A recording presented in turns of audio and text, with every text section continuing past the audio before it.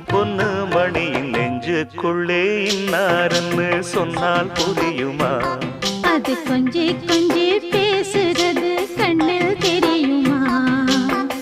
உலகே அழிஞ்சாலும் உன் உருவம் அழியாதே, உயிரே பிரிஞ்சாலும் உறவேதும் பிரியாதே.